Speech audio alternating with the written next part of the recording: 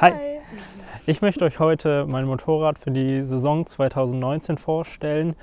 Das ist weiterhin meine Yamaha R6 von 2009 und da ich jetzt über den Winter einiges an dieser Maschine gemacht habe, möchte ich euch die einmal zeigen, da sie optisch und auch technisch auf einem neuen Stand ist. Und dann würde ich sagen, kommst du mal rüber und zeigst mal das Motorrad.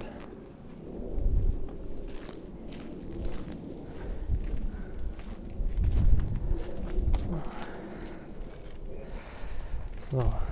Das ist weiterhin meine Yamaha, die ich die letzten 2 Jahre gefahren bin. Die habe ich 2017 gekauft. Ist eine R6 von Baujahr 2009, also ein RJ15er Modell.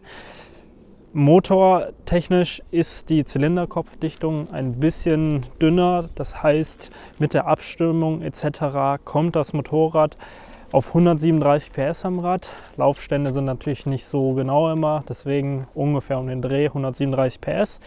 Ja, was man sonst sagen kann zu dem Motorrad. Optisch ist es eine CAC-Verkleidung, denn die kann man gut frei warten. Man kann einzelne Teile abbauen, das macht auf jeden Fall die Wartung um einiges einfacher. Die Lackierung hat ein Kollege von mir gemacht. Das ist der Markus von Lack OS Sutthausen. Der hat mir das Motorrad lackiert.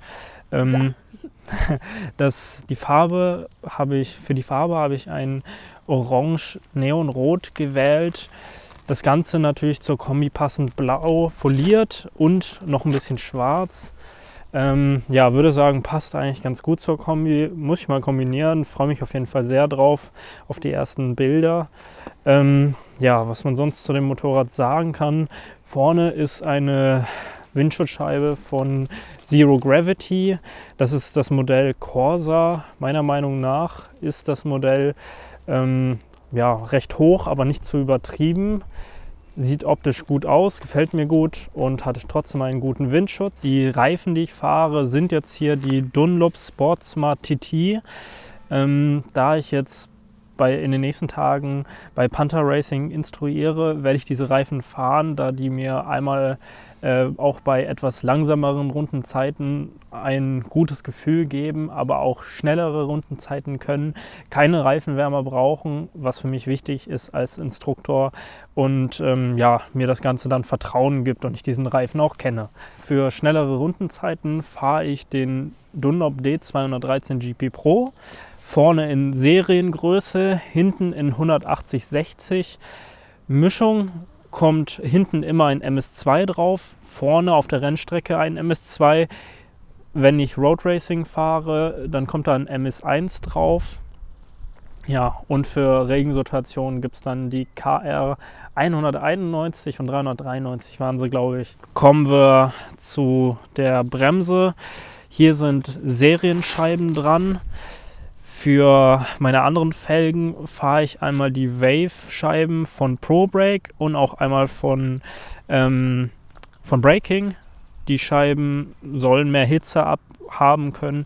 Deswegen werde ich jetzt das dieses Jahr eigentlich ganz gut mal vergleichen können, wie viel diese Scheiben bringen. Bin auf jeden Fall gespannt.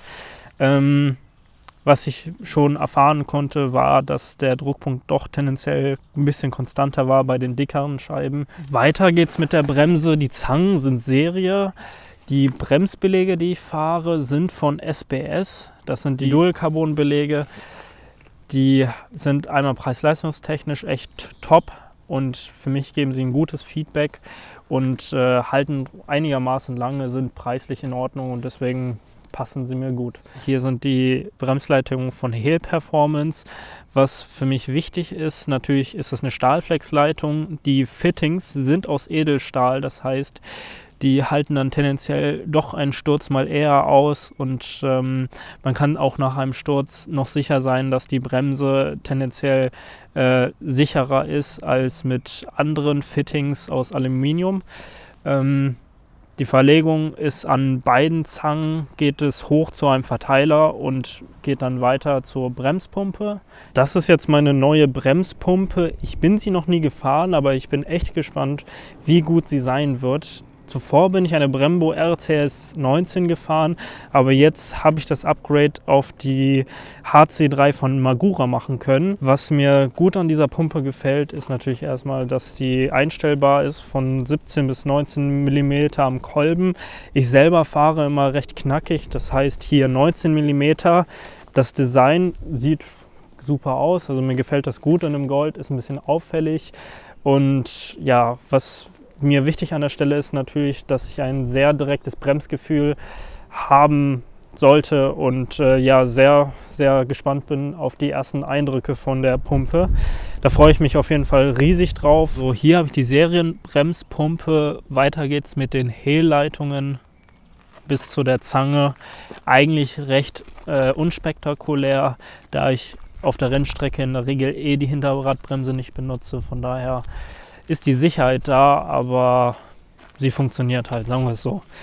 Weiter geht's mit meinem Cockpit. Die Magura HC3 hatten wir ja gerade schon. Hier ist ein Kurzhub-Gasgriff, der von Domino für einen kurzen Gasdreh. Hier kommen weichere Griffgummis drauf, damit man an den Händen lockerer sein kann. Ja, mein Schweißband mit Glücksbringer ist natürlich wieder dabei. Weiter geht's im Cockpit mit dem Öhlins Lenkungsdämpfer. Und ja, sonst ist eigentlich noch ein Pit-Limiter an Bord und hier kann noch ein zweites Mapping drauf. Was vielleicht noch auffällt, ist, dass ich einen Spiegel habe statt einen Bremshebelschutz auf der anderen Seite. Das ist, weil ich mit Panther Racing instruiere und deswegen diesen Spiegel für die Instruktion gebrauchen kann. Einmal lächeln.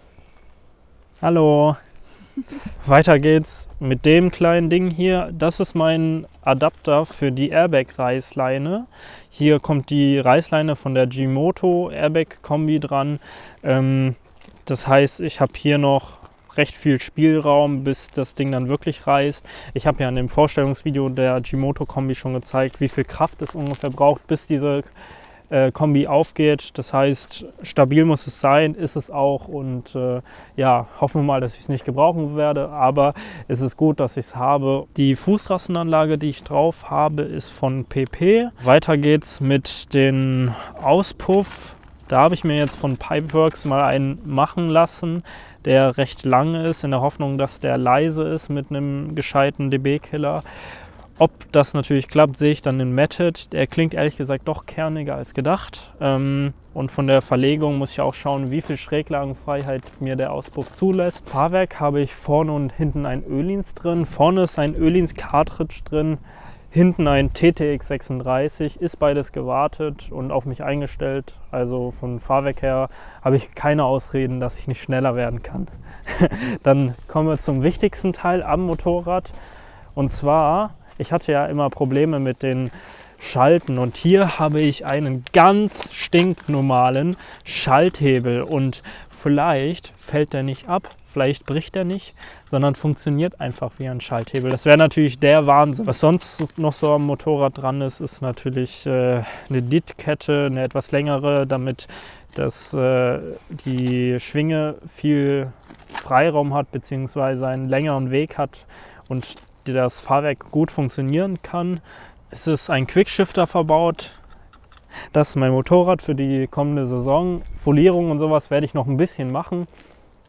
Und hier und da sind bestimmt auch noch ein paar Kleinigkeiten, aber prinzipiell ist das mein Motorrad für die Saison 2019 und ich freue mich auf die schönen, geilen Rennen mit diesem Motorrad und bedanke mich an der Stelle fürs Zuschauen. Danke, haut rein.